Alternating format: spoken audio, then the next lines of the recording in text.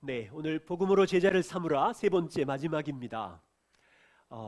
복음으로 제자를 삼읍시다라는 이 말씀은 저의 주장도 우리 교회가 뽑은 구호도 아닙니다. 이것은요 2000년 전에 예수님께서 마태복음 28장에 남겨진 제자를 향해서 앞으로 있어질 교회 공동체를 향하여 주신 명령입니다. 그래서 주님의 은혜교회는 이 명령을 따라서 복음을 경험한 우리들이 복음으로 다른 사람을 세우고 그리고 함께 성장해 가고자 합니다. 오늘은 제자는요 평생 일생 동안 죄와 싸우면서 복음으로 인하여 주 안에서 성장해 가는 사람이다라는 말씀을 나누고자 합니다. 요한복음 13장에 예수님의 마지막 이 발 씻는 사건을 통해서 남겨진 제자들과 교회인 우리에게 비전을 주셨습니다. 이 말씀에 담긴 의미를 확인하겠고요. 또한 교회는 믿음의 선한 싸움, 그리스도를 닮아가는 이 선한 싸움을 어떻게 할 것인지 전략 세 가지를 말씀드리고자 해요. 그래서 우리가 제자로 살아가는 일생 동안 인생에 치열하게 있는 이 죄를 어떻게 싸우며 어떻게 죽이며 하나님의 형상을 닮아갈 것인지 함께 이 말씀을 통해서 나누고자 합니다. 그래서 이제 계속되는 1:1 제자 양육을 통해서 서로 영향력을 끼치고 복음을 더 풍성하게 누려가고자 하는 바람과 소망이 우리 모두에게 있습니다. 먼저 첫 번째입니다. 오늘 말씀 요한복음 13장에 나타난 예수님의 모습을 보십시오. 이제 곧 십자가 위로 올라가십니다. 아마 채 24시간이 아니라 거의 열몇 시간밖에 남지 않은 13장 1절에 보시면 예수님께서 자기가 세상을 떠나 아버지께로 돌아가실 때가 이른 줄을 아셨어요. 죽을 때가 가까웠구나, 십자가에 올라갈 때가 가까웠구나 아셨어요. 이 마지막 밤에 예수님께서 하신 일은 제자들의 발을 씻기는 일이었어요. 여러분이 아시는 것처럼 유대 문화에서 발을 씻기는 일은요 가장 비천한 종이 하는 일입니다. 예수님께서 식사하시다가 갑자기 벌떡 일어나서 수건을 두르시고 물을 떠와서는 제자들의 발을 씻기지요. 많은 교회들이 세족식을 이렇게 하기도 합니다.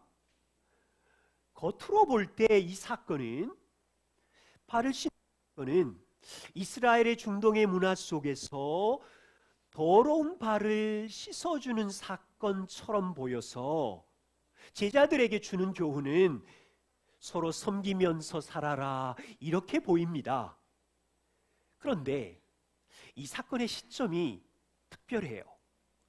예수님이 죽을 줄 아시고 마지막 죽기 전에 하신 행동입니다. 더 중요한 의미가 담겨 있어요. 서로 문화적으로 그냥 발 씻겨줘라, 대접해라 정도가 아니에요. 무슨 의미인지 예수님과 베드로의 이 대화를 보면서 찾아보지요. 6절에 베드로가 말합니다. 주님, 주께서 내 발을 씻겨주다니요, 이거는 비천한 종이나 하는 일인데 스승이신 예수님이 하는 거 안 돼요, 내 발 절대 씻기지 마세요. 그러고 자기 발을 뒤로 뺍니다. 그러자 예수님이 내가 너를 씻어주지 아니하면 너하고 나하고는 아무런 상관이 없어. 무슨 말이에요? 내가 너의 발을 씻겨주지 않으면, 내가 여기 있는 한 분 한 분 예수님이 발을 씻겨주지 않으면 누구도 예수님과 상관이 없대요. 예수님은 지금 발을 씻는 일상의 일을 통해서 섬기는 걸 가르치는 것이 아니라 더 깊은 영적 진리를 가르치는 거예요. 단순히 발 씻음의 문제가 아니라 예수님은 지금 피로 제 씻음을 가르치고 싶으신 거예요. 요한복음 3장 5절에 예수님께서 니고데모를 만나세요. 니고데모는 율법을 지켰지만 일생 동안 하나님의 나라에 어떻게 들어갈지 고민하며 밤중에 청년 예수를 찾아왔어요.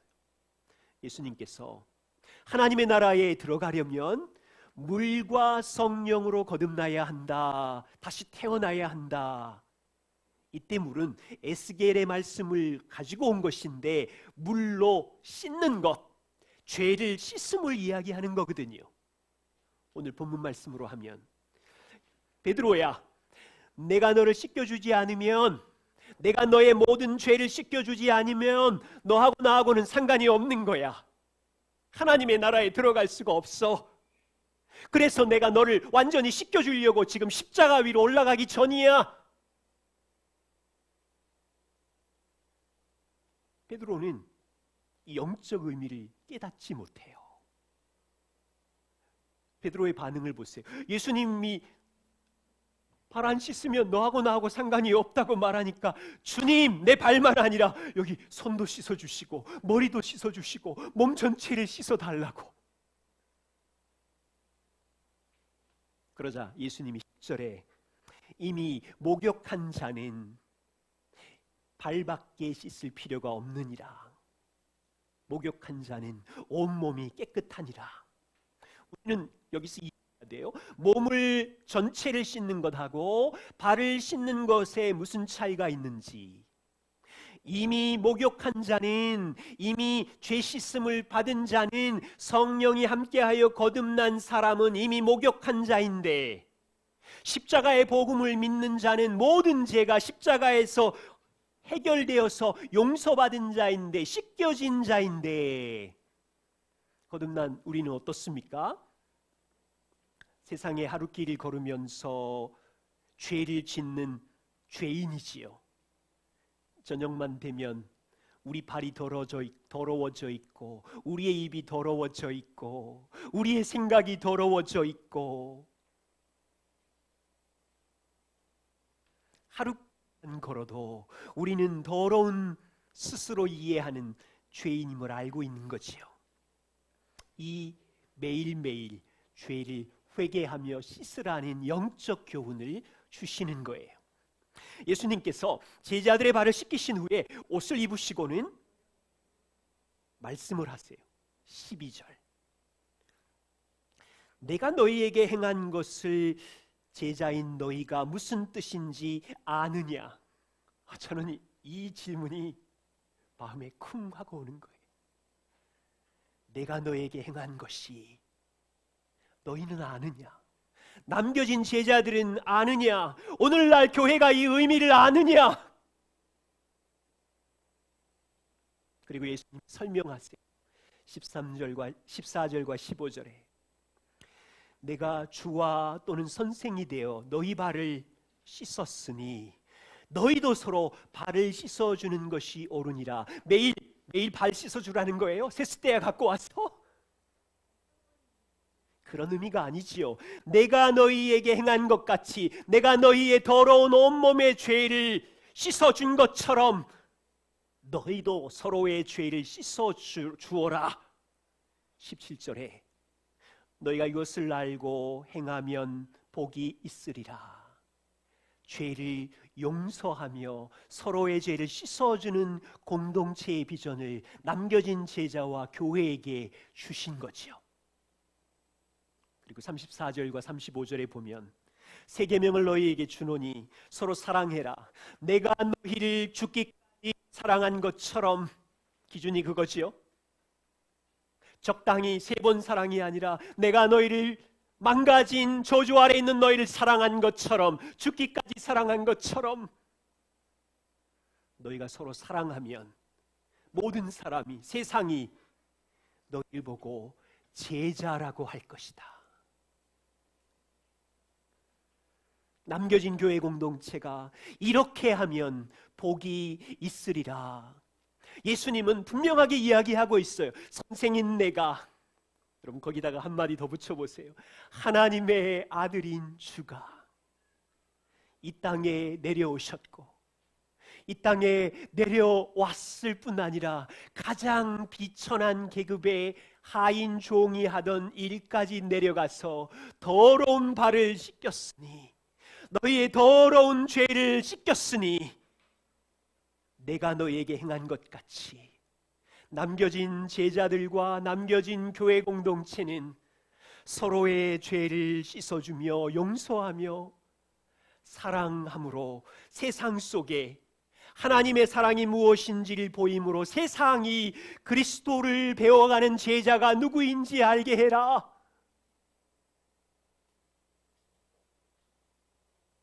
너무 분명한 비전을 교회 공동체에 주셨어요. 질문은 이겁니다. 이날 제자들이 예수님의 발 씻어주시는 이날, 이 제자들은 이 사건을 잊어버렸을까요? 평생 잊어버리지 못했을 거예요. 요한의 예를 들어보죠. 요한은 초대교회 공동체에 이 사건이 있은 후 55년이 지났는데도 요한 일서를 기록하면서 이 사건을 회상하면서 가르치고 있어요. 제가 55년이 지났다고 말한 것은요, 요한 일서 기록이 85년 이후로 보고 있거든요. 예수님 죽으신 이후에 한 55년, 60년이 지난 초대교회를 향하여 요한 사도 장로가 요한일서 1장 9절에 성도 여러분, 만일 우리가 우리 죄를 자백하면 하나님은 미쁘시고 의로우셔서 우리 죄를 사하시며 우리 안에 있는 모든 불의를 깨끗하게 씻어주십니다. 그 바로 뒷절에 요한일서 2장 1절에 과거에 우리의 발을 씻어서 우리의 죄를 목욕시켜 주심으로 십자가에 죽으신 주님이 현재 어떻게 하고 있냐면 요한일서 2장 1절 누가 죄를 범하여도 아버지 앞에서 우리에게 대언자가 있으니 곧 의로우신 예수님이라. 요한은 예수님의 승천을 봤죠. 무덤을 깨트리고 일어난 부활의 몸 예수님을 봤죠. 55년이 지났는데 요한은 예수님이 하늘 보좌 위에 우편에서 우리의 죄를 씻으시며 화목제물이 되신 의로운 분으로, 현재에도 우리를 깨끗게 하는 분으로 가르치고 있어요.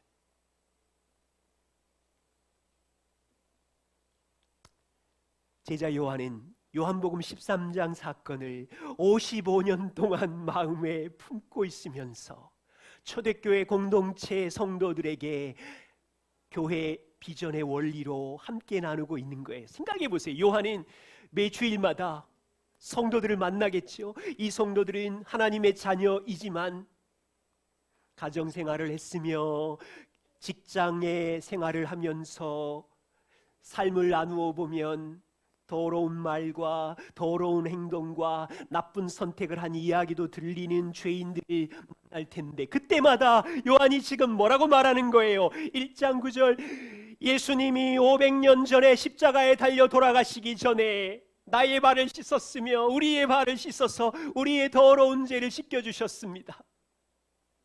그분은 하나님의 아들이 되셨으며 여러분이 지난주에 가정과 직장과 삶 속에서 행한 모든 죄에 대하여 지금 현재 하나님 보좌 우편에 살아서 우리의 불의를 깨끗게 하시는 분이시며 우리의 죄를 고백하면 이미 이 죄는 처리된 죄이며 서로의 지은 더러운 죄를 숨겨두지 말고 고백함으로 서로 씻겨주십시다. 용서하십시다.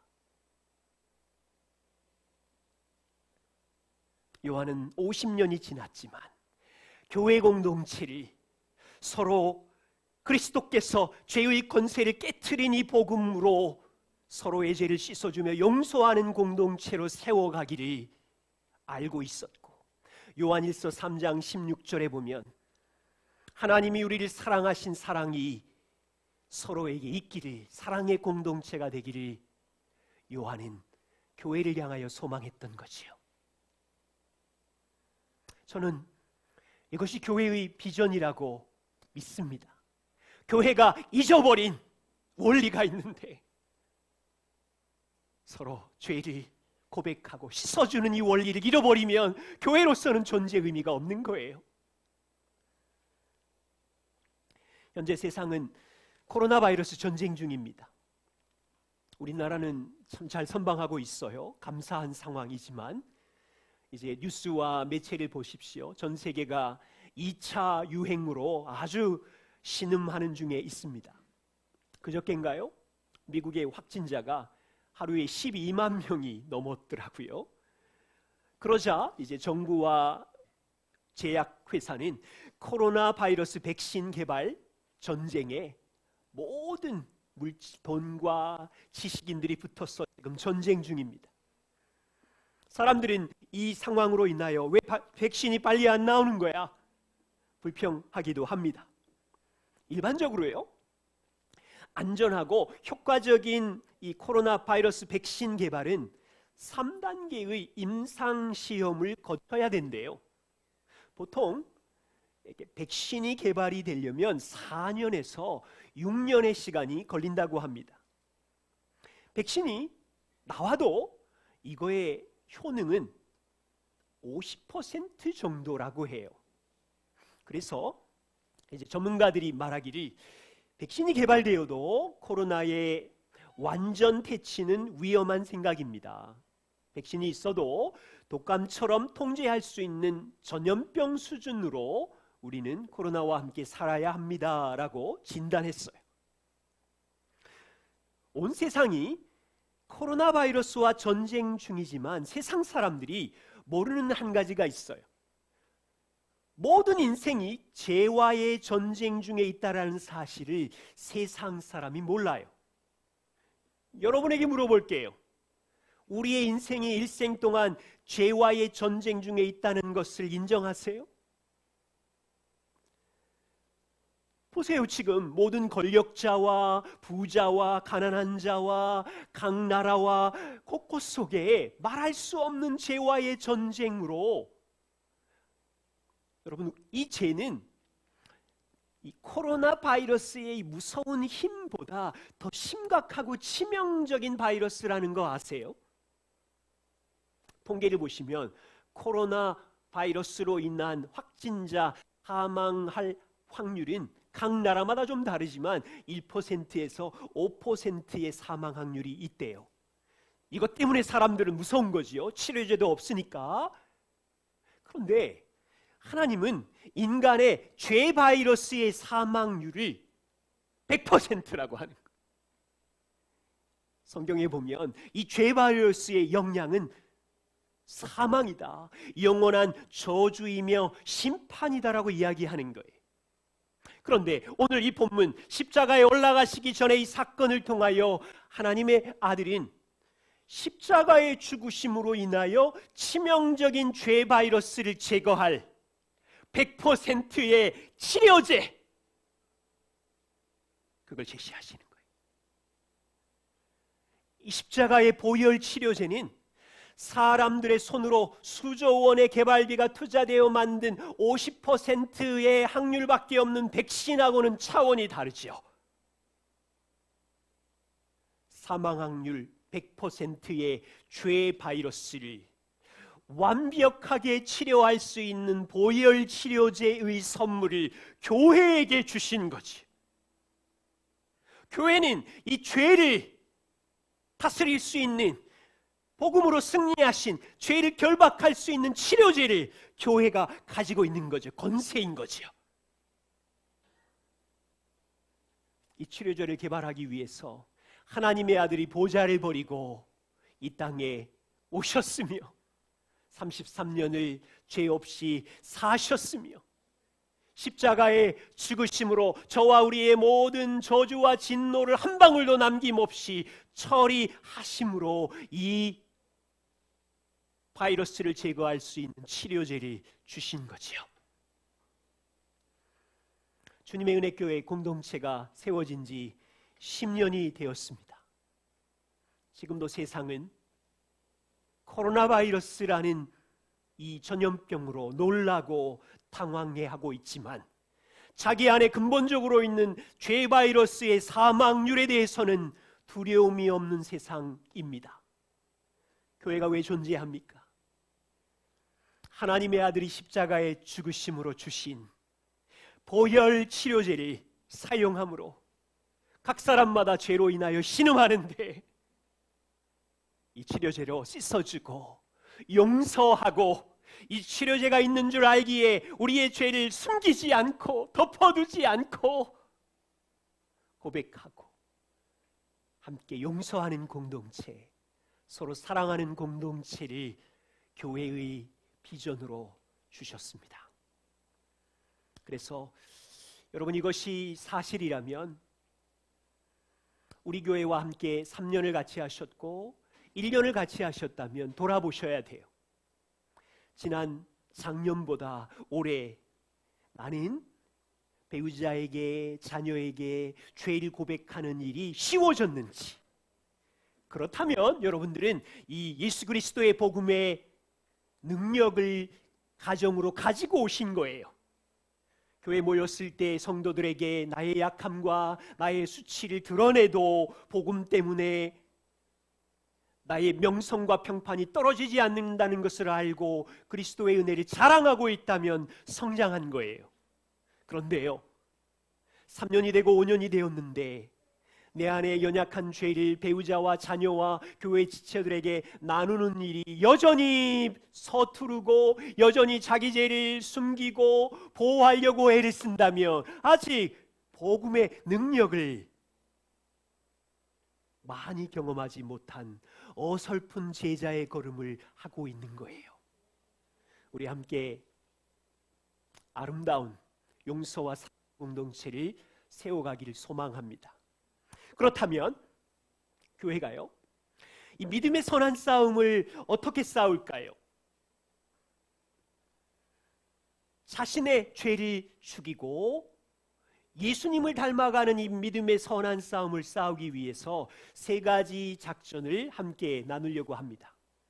첫 번째는 자신의 죄를 알아야 하고 복음으로 이 죄와 싸워야 하고 성령을 의지함으로 죄를 죽이는 작업을 해야 합니다. 먼저 예수님을 닮아가려면 저와 우리의 삶에 어떤 죄가 있는지 먼저 알아야 합니다. 여러분, 피하지 마시고 내 안에 자주 넘어지는 유혹이 무엇인지 보셔야 돼요. 내가 쉽게 넘어지는 죄가 무엇인지, 어떤 사람에게는 분노에 쉽게 넘어질 수 있고 어떤 사람에게는 눈에 보이는 쾌락에 쉽게 넘어질 수 있고 어떤 이는 인정과 성공에 쉽게 넘어질 수 있고 사람마다 패턴이 다르지만 내 안에 있는 죄의 이 동기가 무엇인지 알아야 돼요. 그 뜻은 우리가 새 사람이 되었지만 일생 동안 우리 안에 남아있는 죄와 같이 싸우고 있는 중이라는 것을 우리가 이해하는 겁니다. 아침에 눈을 뜨자마자 죄의 싸움은 시작됩니다. 저녁에 눈을 감고 잠자리에 들 때까지 우리 마음 안에 죄의 욕망의 전쟁은 하루도 쉬지 않고 있고 죽을 때까지 이 죄와의 싸움은 계속되고 있습니다. 지난주에도 여러분들은 자신 안에 있는 수치스러운 죄를 보았을 것이고 우리 집안에서 끔찍한 죄를 발견했을 것이고 도로에 운전하고 가다가 버럭 화를 내는 죄를 보며 또 한 번 좌절했을 것입니다. 특별히 아무도 없는 혼자 있는 시간을 즐기면서 안전하지 스스로의 욕심과 쾌락과 더러운 상상력의 죄를 여러분들은 보았을 것입니다. 그래서요, 일생 동안 내 안에 어떤 상황에서 언제 내 안에 있는 죄의 동기가 무엇인지를 우리는 제자로서 알아가면서 걸어가는 것입니다. 성도 안에 있는 죄성은 오늘 지금 예배 같이 하시잖아요. 말씀을 들을 때도 작동합니다. 아, 이 말씀은 우리 남편이 들어야 돼. 우리 교회 지체 중에 누가 들어야 돼. 딱 맞아, 딱.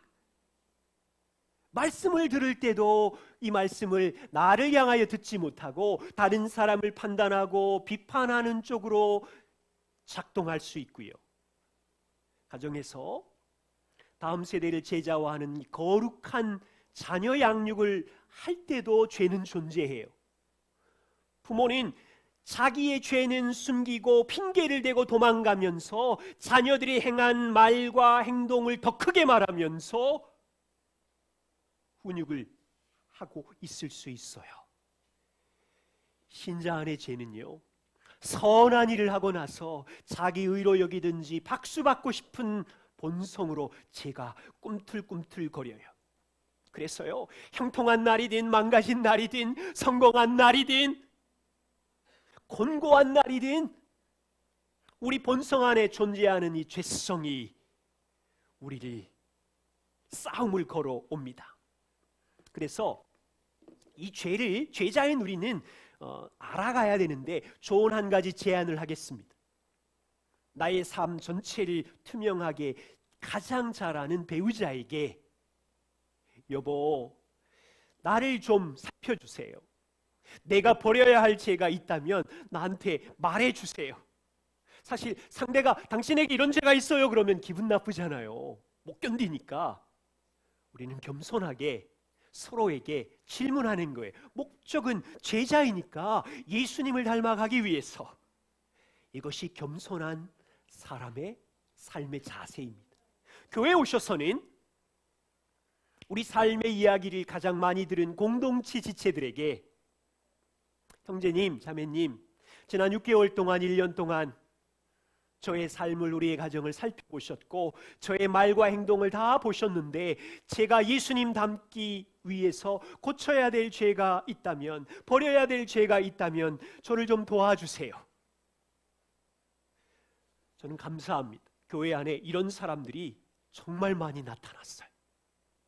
저희를 만나면 제가 10년 자주 교제할 때마다 우리 교회가 변화되어야 될 것, 고쳐야 될 것, 제가 바뀌어야 될 것이 무엇인지 종종 질문을 하거든요.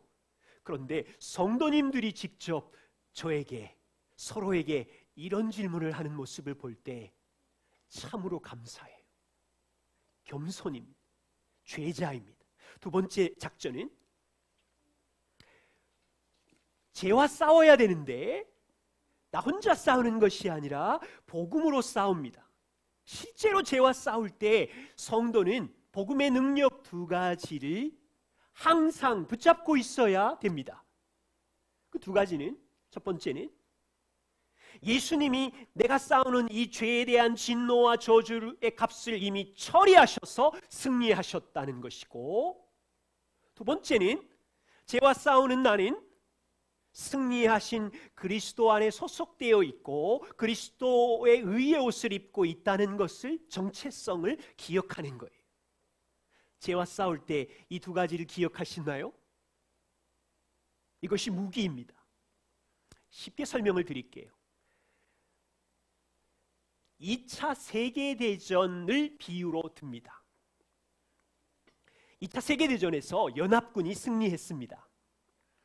연합군이 승리했지만 여전히 도시나 산속에 폐잔병들이 곳곳에 숨어 있으면서 승리한 사람들에게 싸움을 걸어와서 전쟁은 계속되고 있죠. 그래서 승리한 팀은 숨어있는 폐잔병들하고 오랜 시간 동안 소탕작전, 게릴라전을 펼쳐야 합니다. 여러분, 이걸 복음으로 갖고 와보세요. 2차 세계대전처럼 예수님께서 사단이 죄와 죽음의 권세를 갖고 있어서 사람들을 위협했는데 십자가의 죽으심과 부활로 사단을 멸하시고 완전한 승리를 하셨어요. 성도는 하나님 앞에 설 때까지 승리하신 예수님께 속해 있지만 이 땅에 있는 동안 우리 마음 안에 있는 죄성과 싸우고 세상의 문화와 세계관의 유혹의 죄성과 같이 싸우는 소탕작전, 폐잔병 소탕작전, 이것을 하고 있는 거예요. 일생 동안. 그래서요, 저도 그렇고 여러분도 그렇고 이 죄와의 싸움을 하는 동안 자주 쓰러지실 거예요. 쓰러지고 부상을 입고 너무 치열해서 때로는 만신창이가 되기도 해요. 그럴 때 복음의 능력 두 가지를 선언하고 붙잡는 거예요. 내가 싸우는 이 죄는 예수님이 승리하셨다. 내 안에 남아있는 죄는 이미 처리된 죄다. 나는 자유하다. 나는 폐잔병들을 소탕하는 새 사람이다. 이거 하나 붙잡으셔야 되고, 그리고 나는 망가지고 쓰러지지만 승리하신 그리스도에게 속한 자며 주님과 함께 연합한 한 몸이다. 주님이 나를 보호하신다. 나에게 의로운 옷을 입혀주셨다. 이 두 가지를 교회 공동체는 서로에게 선언해주고 기억할 수 있게 하면서 각 사람 안에 있는 죄와의 싸움을 이겨갈 수 있도록, 주님을 닮아갈 수 있도록 도우는 겁니다. 저와 우리는 사실은 모든 세상 사람도 이 죄와의 싸움을 일생 동안 하고 있어요. 여러분에게 한 가지 부탁이 있습니다. 이 싸움을 가볍게 여기지 마십시오. 이 싸움을 가볍게 여기지 마세요. 어떤 분들은 그리스도를 닮아가는 싸움을 아주 우습게 무시하고 교회에 와서 누가 높은 점수를 쌓아서 성도들에게 인정을 받을 것이냐의 싸움을 하면서 교회가 고통을 당하기도 해요. 교회 성도들이 모이면 내가 이런 꿈을 꿨어, 내가 이런 음성을 들었어, 내가 이런 계시를 받았어, 그런 계시로 빨리 성공할 거야, 부자가 될 거야, 이런 싸움을 교회에 와서 하고 있어요. 교회 와서 자기의 죄와 싸우면서 하나님 아버지를 닮아가야 되는 이 부르심은 잊어버리고, 이게 핵심인데 여전히 교회를 이용해서 이득을 챙기려고 그러고 하나님을 이용해서 자녀를 탁월하게 키워가지고 최고 대학 보내서 박수 받으려고 그러고, 지금 뭐 하는 거예요? 죄송하지만 교회는 이런 싸움을 하는 곳이 아니에요. 교회는 역사상 누구도 해결할 수 없는 죄를 주님이 승리하시고 교회에게 죄를 결박할 수 있는 권세를 주셔서 그리스도 영광의 왕을 닮아가는 싸움을 하라고 우리를 부르신 거예요. 세 번째 작전은요, 이 모든 과정 중에 성령을 의지해서 인생에 있는 죄를 죽이라는 거예요. 제자인 우리 안에는 성령이 일생 동안 함께 동행하시죠. 왜 계십니까? 그리스도도 함께 하나님을 알아가서 그분의 형상을 닮아서 영원히 교제케 하는 자리까지 인도하시려고 성령이 계시지요. 바울은 골로새서 3장 5절에 골로새 성도 여러분, 여러분 안에 땅에 있는 지체를 죽이십시오. 음란과 부정과 사욕과 악한 정욕과 탐심이니, 탐심은 우상 숭배입니다. 이 죄를 죽이십시오.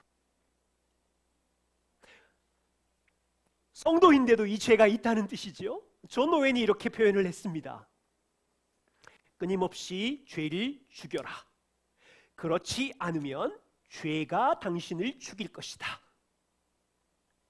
여러분, 성도님들 안에 음란과 부정과 사사로운 욕심과 정욕과 탐심을 그대로 두면 교회 예배는 드리지만 이 죄들이 여러분들을 고통스럽게 할 것이고 가족을 깨트릴 것이고 관계를 망가뜨리는 거예요.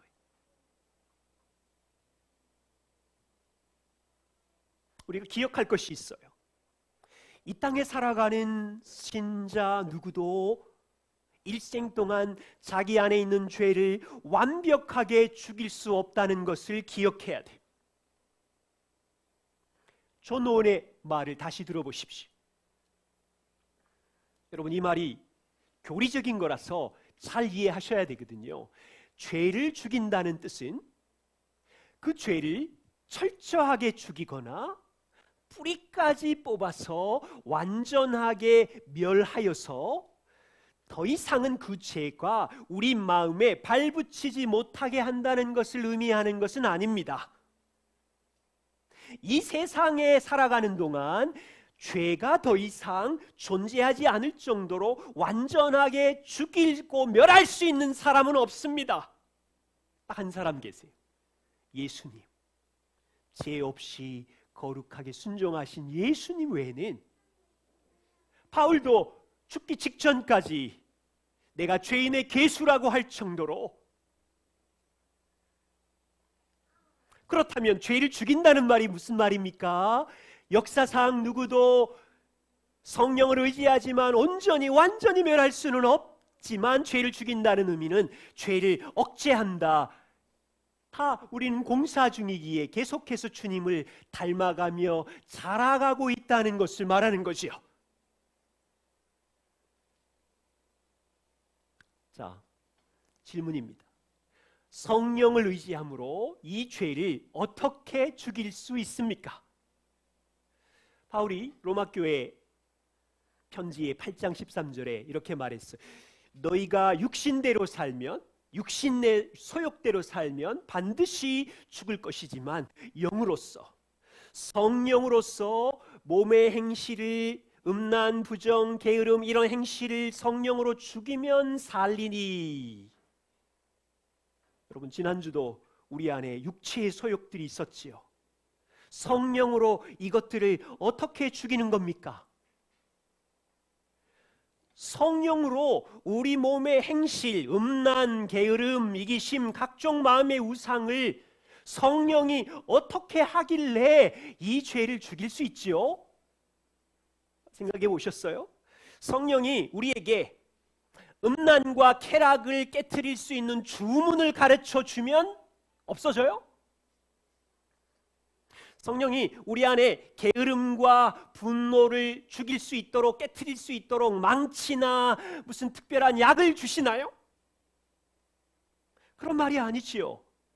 아니면 성령을 의지해, 그래, 죄를 죽이자, 분노하지 말자, 음란한 생각하지 말자, 게으르지 말자, 하지 말자를 반복하면서 주먹을 쥐고 의지를 강하게 하면 죄가 죽어져요?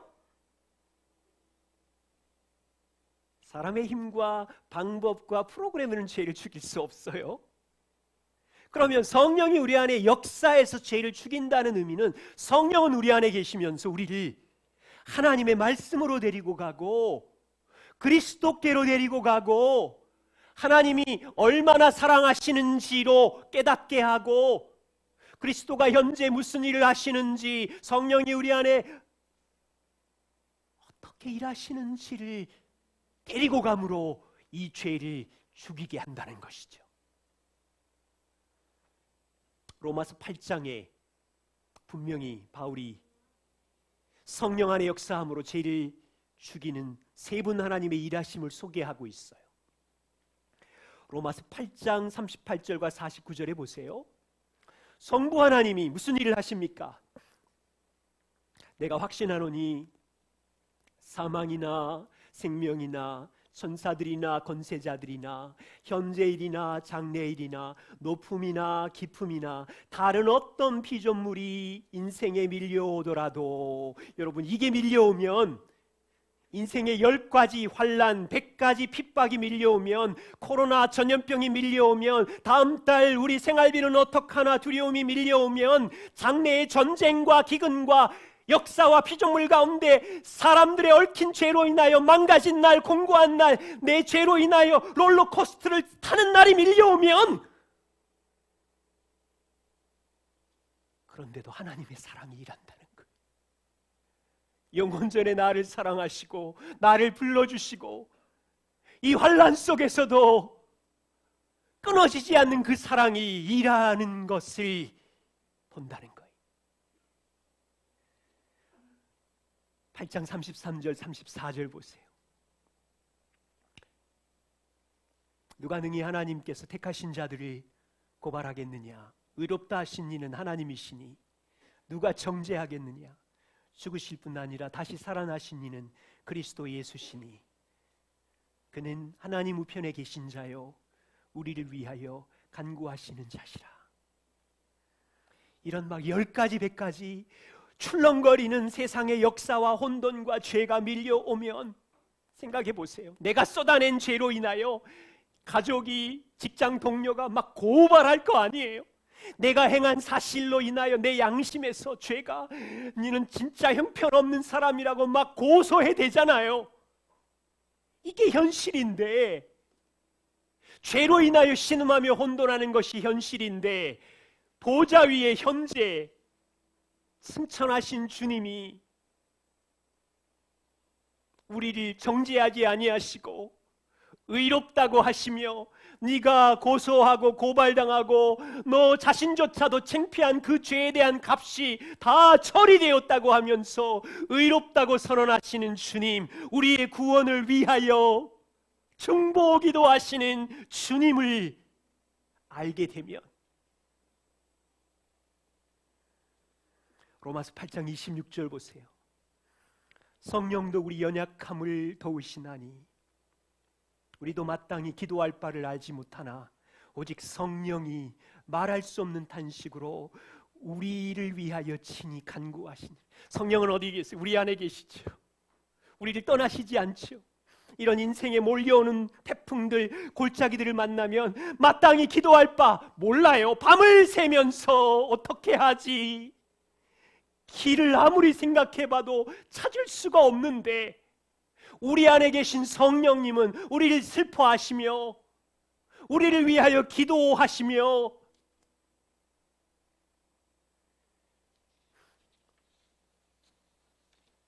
죄를 죽이고 주님을 닮아가는 최고의 방법이 무엇입니까? 사람들은 이렇게 말하더라고요. 주기도문 100번 암송하세요.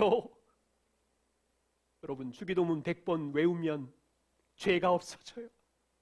어떤 사람은 성경 통독 100번 하세요. 성경 통독 100번 하면 돼요. 금식기도 40일 하세요. 자기 힘과 노력, 이런 것들은 은혜의 통로예요. 이런 것들을 사용해서 어디로 몰고 가야 되냐면 성경 속에 하나님이 얼마나 사랑하는지, 그리스도가 무슨 일을 하셨는지, 성령이 우리 안에서 어떻게 구원을 위하여 일하시는지, 우리 구원을 위하여 보좌에 계신 예수님이 지금 무슨 일로 우리를 보호하시고 다스리시는지, 이런 은혜의 통로들은 그쪽으로 돌아가게 하는 거잖아요. 이것을 이해해 갈 때 죄를 죽이며 주의 사랑을 알아 주님을 닮고 싶은 기쁨이 솟아나는 거죠. 주님의 은혜교회는 이 복음으로 제자를 삼는 일을 계속하고 싶어요. 우리의 형편을 살펴보십시오. 주일날마다 모이잖아요. 지난 일주일 동안 가정에서 죄와 싸워서 지쳐서 오시는 주일이 대부분이실 거요. 직장에서 사람들로 인하여 상처받아서 지쳐서 오시는 일이 자주 있으시지요. 때로는 까다로운 이웃의 멱살을 잡히기도 하고 고통스럽고 억울한 마음으로 오실 때가 있지요. 많은 남자분들은 지난주 돈 때문에 고통당하고 인정받지 못해서 지쳐서 오셨을 것이고, 아들의 죄, 딸의 죄, 남편의 죄, 아내의 죄, 멀리 계신 부모님이 이제 딸이 아들이 받아주니까 막 전화로 쏟아내면서 절망한 죄, 요즘은 코로나 전염병으로 고통스럽고 미래도 건강도 막 두려운 죄를 가지고 여기 오시잖아요.